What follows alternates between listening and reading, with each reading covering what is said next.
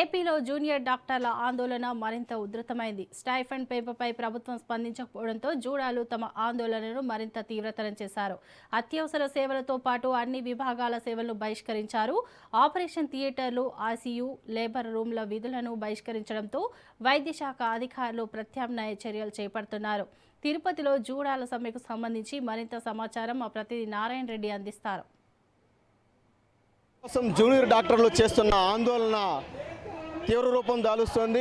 ఇప్పటి వరకు వారు చేపట్టిన ఆందోళనకు ప్రభుత్వం స్పందించకపోవడంతో మరో అడుగు ముందుకేశారు. అత్యవసర విభాగానికి సంబంధించిన సేవలను కూడా రద్దు చేస్తూ జూనియర్ డాక్టర్లు కూడా సమ్మె బాట పడుతున్నారు. ప్రస్తుతం తిరుపతిలోని రుయా హాస్పిటల్లో కూడా ఎవరైతే జూనియర్ డాక్టర్లు ఉన్నారో సుమారు 200 మందికి పైగా ఉన్నారు. వీరందరూ కూడా ఈరోజు అత్యవసర సేవలను కూడా బంద్ చేసి ఈరోజు సమ్మెలో కూడా పాల్గొనడం జరిగింది. ఏదైతే వారికి జీవో ప్రకారం 2 సంవత్సరాలకు ఒకసారి స్టైఫండ్ పెంచాల్సి ఉంది. అయితే ఈ స్టైఫండ్ పెంచకపోవడంతో కూడా వారు ఆందోళన బాట కూడా చేపట్టారు. అయితే ప్రస్తుతం మనతో పాటు కొంతమంది జూనియర్ డాక్టర్లు ఉన్నారు, వాళ్ళని అడిగి తెలుసుకుందాం. సార్ చెప్పండి, ఏదైతే మీరు స్టైఫండ్ కోసం చేపడుతున్న సమ్మె ఈరోజు కూడా తీవ్ర రూపం దాలుస్తుంది. ఏదైతే అత్యవసర విభాగానికి సంబంధించిన సేవలు కూడా రద్దు చేశారు, అంటే ప్రభుత్వం నుంచి మీరు ఏం కోరుకుంటున్నారు? నా పేరు డాక్టర్ వినయ్ అండి, సీనియర్ రెసిడెంట్ని. మేము ప్రభుత్వం నుంచి 30% హైక్ ఎక్స్పెక్ట్ చేస్తున్నాం, కానీ అప్ టు 15% అన్న లాస్ట్ జీవో ప్రకారం అప్ టు 15% అని ఎక్స్పెక్ట్ చేస్తున్నాము. కానీ వాళ్ళు 3% అన్నారు. నిన్న చర్చల్లో 7% వరకు వచ్చారన్నారు, కానీ మేము దానికి అంగీకరించట్లేదు. 15% వరకు అడుగుతాం. అంటే ప్రభుత్వం నుంచి మీకు సరైన సమాధానం రాకపోతే మీ ఆందోళన ఏ విధంగా ఉండబోతుంది? ఖచ్చితంగా ఎమర్జెన్సీ సర్వీసెస్ ఈరోజు 8 AM నుంచి స్టాప్ చేయడం జరిగిందండి. దీన్ని అట్లే కంటిన్యూ చేస్తామండి ఖచ్చితంగా. మీరు చెప్పండి, అంటే ప్రత్యామ్నాయంగా కూడా కొంతమంది డాక్టర్లు కూడా విధుల్లోకి తీసుకొచ్చినట్టు కూడా తెలుస్తుంది.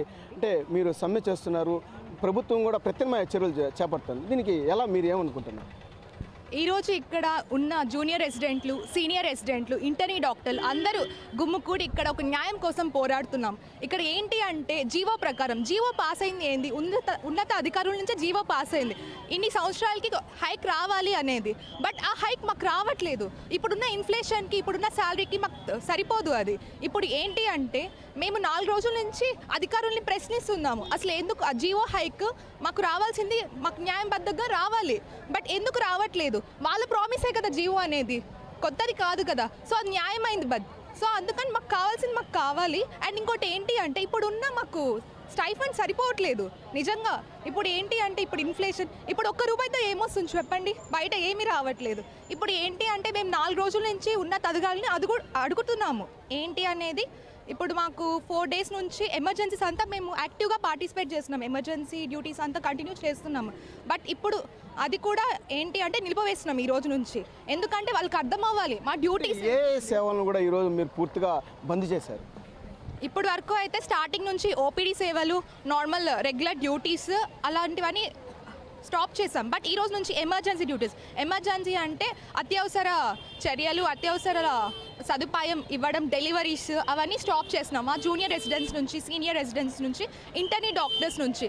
ఐ థింక్ ఉన్నత అధికారులు ఇది అర్థం చేసుకొని మాకు అనుకూలంగా ప్రతిభటిస్తారని ఆశిస్తున్నాం.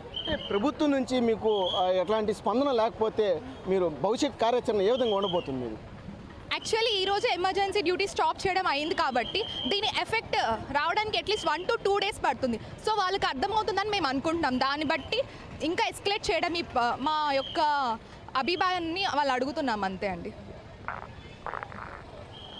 జూనియర్ డాక్టర్ల న్యాయమైన డిమాండ్లకు ప్రభుత్వం స్పందించాలని చెప్పి కూడా ఏదైతే జూనియర్ డాక్టర్ల అసోసియేషన్ కూడా డిమాండ్ చేస్తున్న పరిస్థితి. ఏదైతే తమ 3వ దశ ఆందోళనకు కూడా ప్రభుత్వం స్పందించకపోతే తమ భవిష్యత్తు కార్యాచరణ కూడా రూపొందించి ప్రభుత్వం పైన ఒత్తిడి తీసుకొస్తామని చెప్పి కూడా వారు చెప్తున్నారు. ఏదైతే పెరిగిన ధరలకు అనుగుణంగా 30% తమకు స్టైఫండ్ పెంచి ఇవ్వాలని చెప్పి కూడా వారు కోరుతున్నారు. అదేవిధంగా ఏదైతే 62 సంవత్సరాలు ఉన్న వయో పరిమితి ఉద్యోగ విరమణను కూడా 60 సంవత్సరాలు పెంచడానికి కూడా తాము ససేమిరా అని చెప్పి కూడా చెప్తున్నారు.